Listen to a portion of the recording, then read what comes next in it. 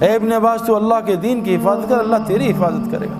میرے پیاروں، ہمارے اعمال ہمارے حالات ٹھیک کریں گے۔ اللہ کی قسم پوری دنیا میں حالات خراب ہیں، پوری دنیا میں حالات اور دن بدن خراب ہو رہے ہیں۔ اگر ہم اعمال پہ نہ آئے، اب تو اللہ نے یہ میڈیا پہ اتنے لوگ آ گئے ہیں، یہ مشتاق احمد، یہ انضمام، یہ ہاشم معاملہ اپنے ملک کا سب سے عزت والا سٹیزن ہے، مجھ سے لمبی داڑھی ہے اس کی میرے پیارے۔ اور میں جب ساؤتھ افریقہ گیا ڈربن میں، تو میں نے ہاشم کے، جب میں وہاں ادھر میری بات تھی، اس میں 90% نان مسلم تھے، تو ہاشم ابھی بھی جہاز سے اترا تھا انڈیا کا ٹور کر کے، 1.5 مہینے کا سفر کر کے، تو موبائل آن ہوا تو اس کے دوست نے کہا کہ تمہیں گھر چھوڑوں، تمہارے بیوی بچے آئے ہوئے ہیں، کہتے ہیں اور یا سعید انور کا وہاں بیان ہے اسٹیڈیم میں، وہاں جاؤ گے؟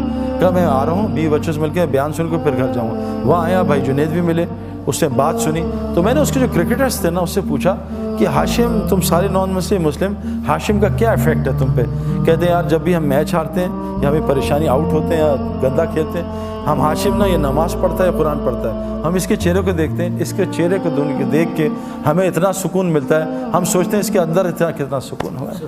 ہم سکون کے لیے تو سب کچھ کر رہے ہیں۔ اور بھائی مسجد، مچھلی کا سکون پانی میں ہے، مسلمان کا سکون مسجد میں ہے، یہ کہاں باہر تلاش کر رہا ہے؟ وہ عارضی سکون، ٹیمپرری، نشہ کیا ٹیمپرری سکون، پھر پریشانی، دوائی کھائی نیند کی ٹیمپرری سکون، پھر پریشانی، یہ سب آرٹیفیشل ہے۔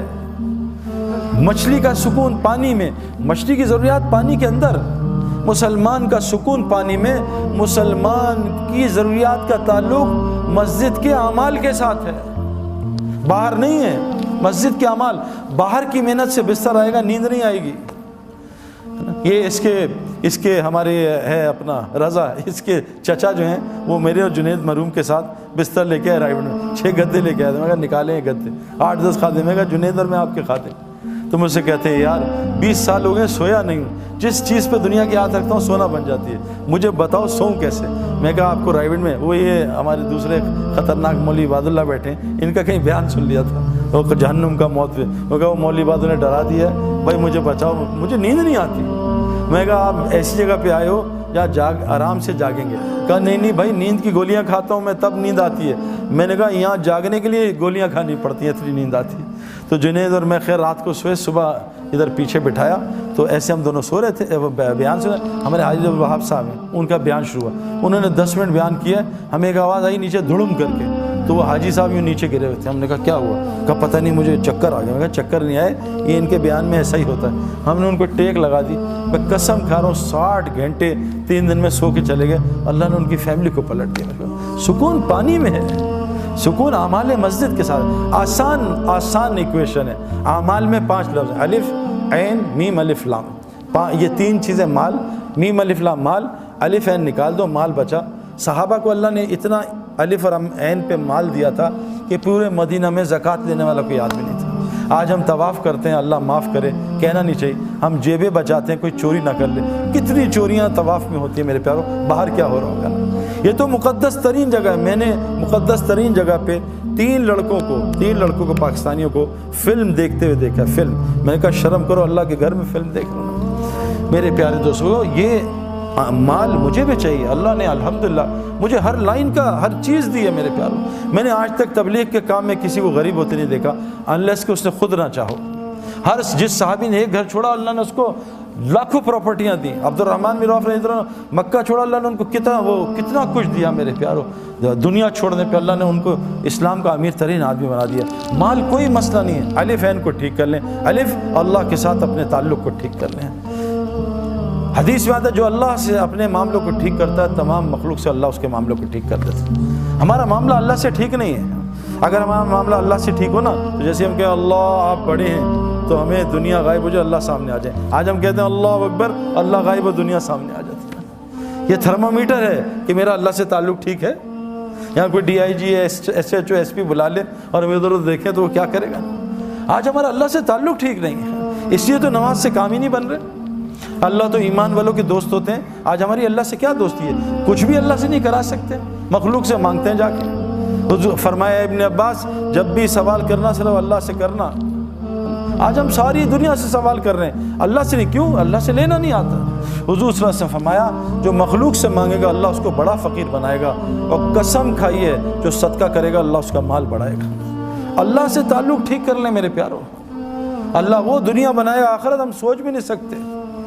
اللہ سے تعلق رہیں گے. جو آج اس ماحول میں اس میں اللہ سے تعلق تھوڑی ٹھیک ہوگا. یہاں نماز پڑھی وہاں 4 لڑکیاں دیکھی گیا سارا تعلق. مسئلہ ہے میرے پیاروں.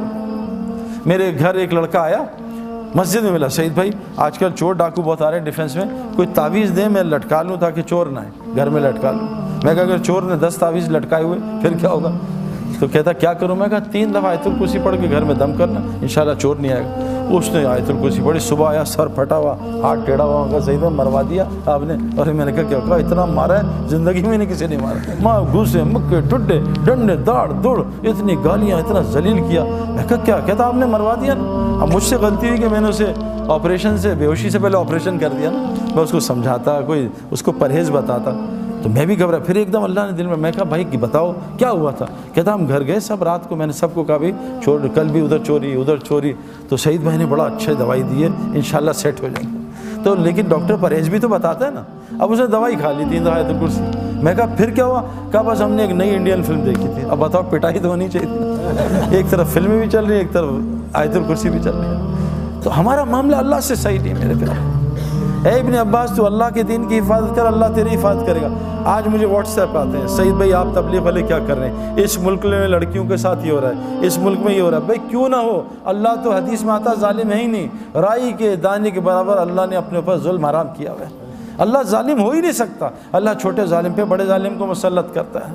ان لڑکیوں سے کہا پردے میں آ جاؤ, پردے میں آ جاؤ. ان لڑکیوں سے کہا قرآن کہہ رہا ہے, دیکھو قرآن کی آیت ہے, اے مومن مردوں اپنی نظریں نیچی کرو. 7 عورتوں کو بھی حکم ہے, اے عورتوں تم بھی نظریں نیچی کرو. جنت کی عورتوں کی نشانی بتائیے. یہ حوریں کیا ہوتی ہیں؟ یہ خیمے میں رہنے والی ہوتی ہیں. سورہ رحمان ہے. جنت کی عورتوں کی نشانی بتائیے, یہ نیچی نگاہوں والی ہوتی ہیں. آج تو ہماری لڑکیاں لڑکے سارے اونچی نگاہوں والے. یہ جنت کی نشانیاں تھوڑی ہیں. جس آدمی کی وہاں جنت بنتی ہے اللہ پہلے اس کی دنیا جنت بناتا ہے, اس کا سایہ اتارتا ہے. وہ سکون, وہ محبت, وہ سلامتی, وہ چین, وہ بے خوف زندگی جنت کی اللہ کی قسم اللہ دنیا میں عطا کرتے ہیں. اور ہم نے دیکھا ہے ہزاروں کی دیکھتے ہیں. اور جس کی مرنے کے بعد جہنم بنتی ہے اللہ پہلے اس کی دنیا کو جہنم بناتے ہیں, جس میں سب سے پہلی نشانی اس کے دل کو سکون کو خراب کر دیتے ہیں اور اس کے دل کو خوف سے بھر دیتے ہیں. آج ہمارا سب کا یہ حال ہے. تو سب سے پہلی چیز, اور یہ اللہ سے تعلق کیسے صحیح